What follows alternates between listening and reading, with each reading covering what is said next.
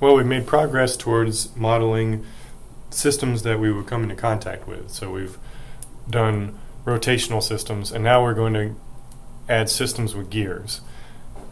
And this is in an effort to model motor systems, so real mechatronic systems that we come into contact with. And the reason we need to add gearing to our analysis is that rotary motor applications typically have gearing, and that's because the engines produce high speed and low torque. So for example, this servo motor, we want to have a high torque here at the end so that we can turn things, and electric motors typically have a lot higher speed than we need and lower torque. So we add the gearing in order to invert that relationship, so we'll get higher torque on our output but lower speed. And we're going to look now at ideal gear interactions. So this means that there's no backlash, there's no slop between the gears. Whenever gear 1 moves, gear 2 moves. And so we're going to look at how inputs are transferred to outputs. So the input gear, just defining terms here, has a radius R1 and a tooth count N1. And it's rotated a distance theta1, and that is done by applying a torque tau1. Now at the output gear, which has radius R2 and tooth count N2, we have a rotation of theta2, and this output torque is tau2. So those are all the terms that we're looking at. Now we want to relate these input and output terms. So the input displacement to the output displacement. Well, one thing we know is that the teeth here, they travel the same distance. So the teeth on gear 2 can't move any faster than the teeth on gear 1. So that means that R1 times theta1 is equal to R2 times theta2. So that's our governing equation here to get what's called the gear ratio. So we rearrange this and we see that the output displacement, the ratio between the output and input displacements is equal to the ratio between the input radius and output radius. And since the gears have the same pitch, that means that the number of teeth has the same proportion to the radius on both gears. So we can substitute here the number of teeth on gear 1 and the number of teeth on gear 2. And now we can look at the input torque to the output torque. So we're going to assume right now that these are lossless gears, so they neither absorb nor dissipate energy. So they have no inertia and there's no friction. So that means that the input power is equal to the output power. So the torque times the speed is equal to the torque times the speed. And rearranging this equation, we get that output torque over input torque is equal to the number of teeth on gear 2 divided by the number of teeth on gear 1.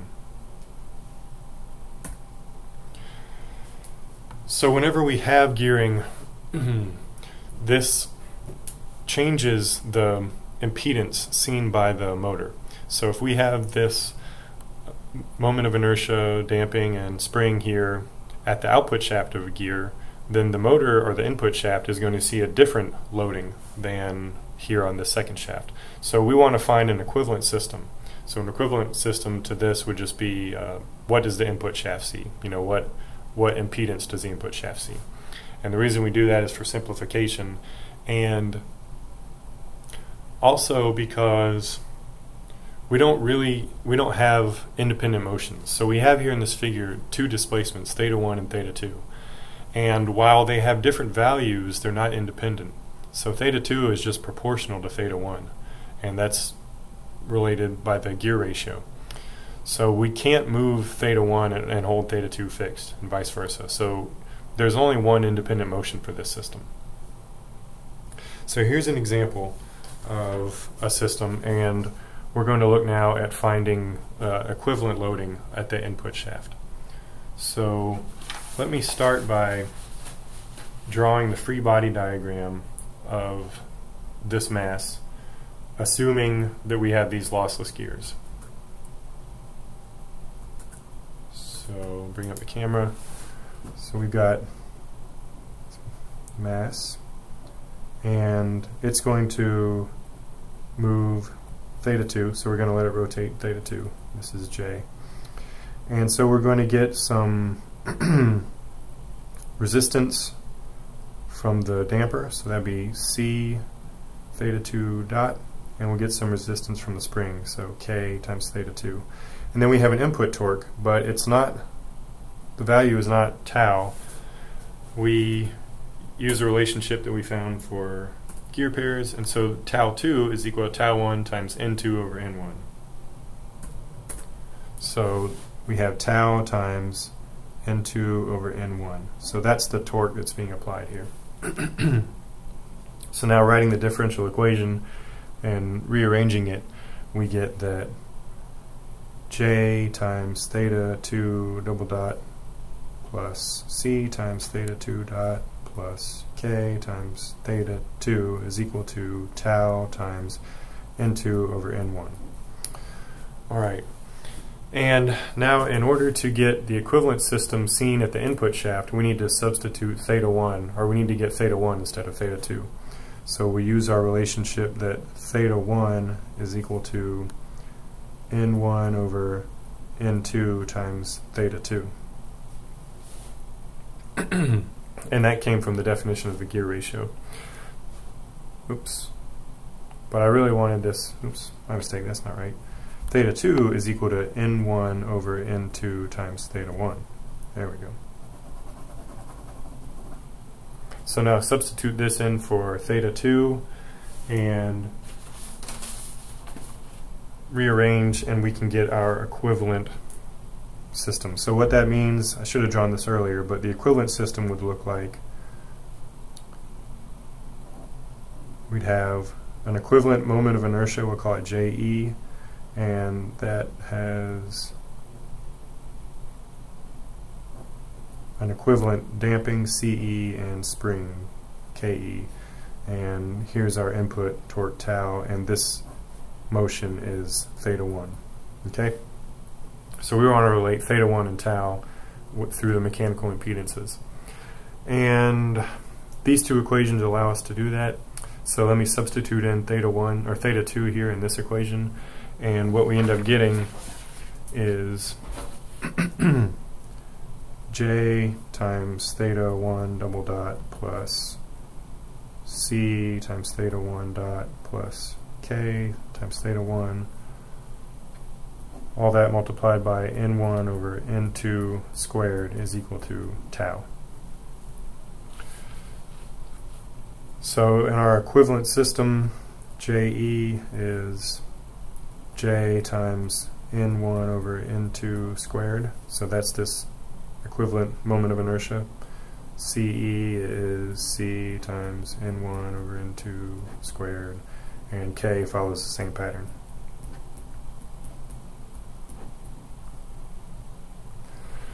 So this concept of finding equivalent loadings through a gear ratio or gear reduction is called reflection. And the reflected moment of inertia, spring constant, or damping, that is the reflected impedance, is given by the original impedance when you multiply it, or multiplying the original impedance with the ratio, the square of the ratio, number of teeth on the destination shaft divided by number of teeth on the source shaft. So really that is sort of the gear ratio. We're squaring the gear ratio, and that's how we reflect these impedances. And the way we came up with that was what was shown here, where we start off with the free body diagram on our impedances, and then we substitute back for the displacements using the gear ratio, and we come up with this term here.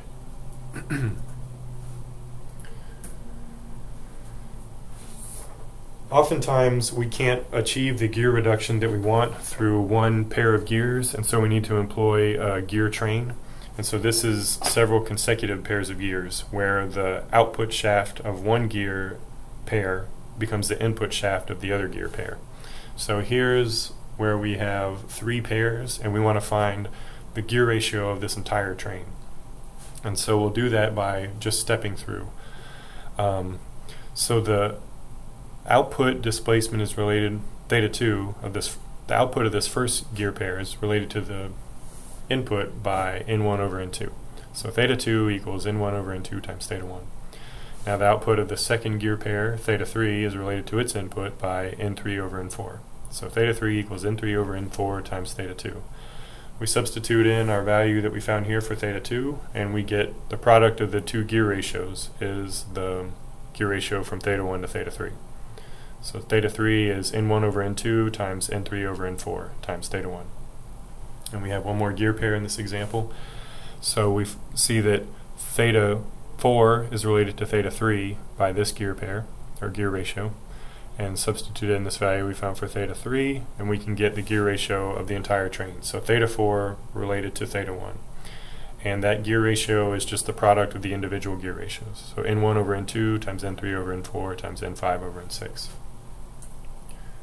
So we want to look at an example of reflection through a gear train.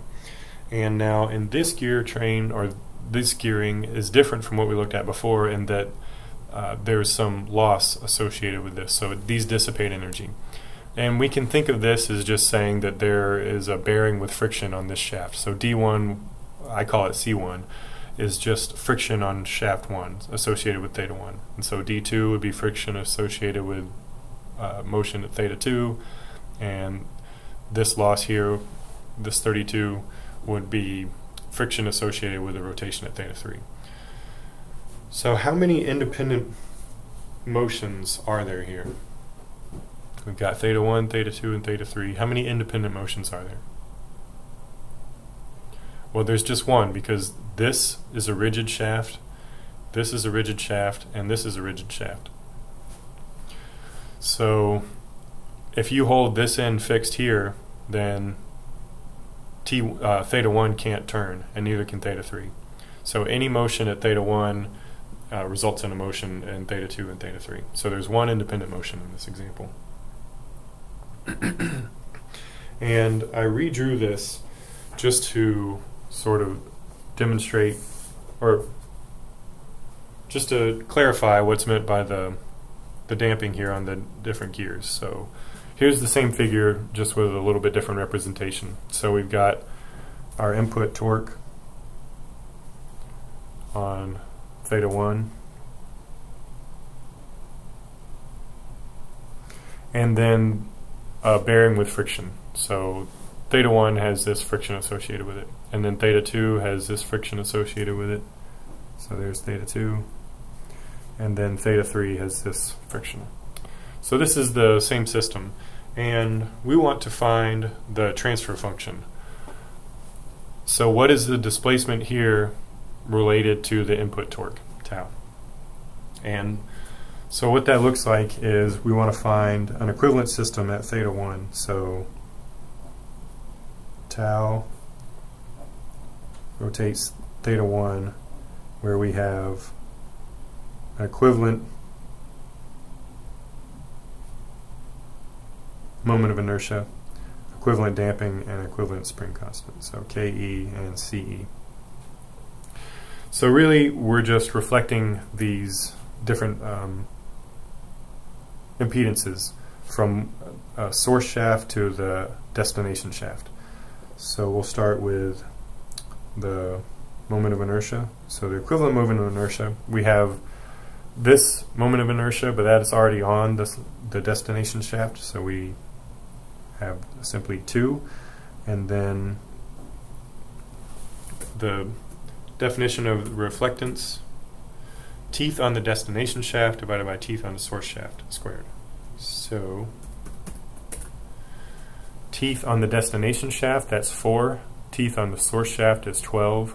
That's for this impedance, or moment of inertia. So 4 over 12 squared. Multiply that by 1. And we also have a moment of inertia here on this third shaft. So for this one, we have 2 gear pairs, or we can just think of the gear train as a whole. So the gear ratio from here to here, we have 4 over 12 times 4 over 16, and that's squared, and that is a multiplier for this impedance times 16, and that ends up being 20 over 9. Do the same thing for the damping, Ce. So this damping is already on the destination shaft, so we have 1 plus, and then we need to reflect C2, 4 over 12 squared times C2, and then reflect C3. And C3 is 32, and all that adds up to 13/9. And finally, find the value for this Ke. So Ke, there is no spring associated with theta 1 or theta 2, so we just have 4 over 12 times 4 over 16 squared times this stiffness times 64. And so the equivalent stiffness is 4/9. So there are the terms for our equivalent system, and now we can just find the transfer function. We know that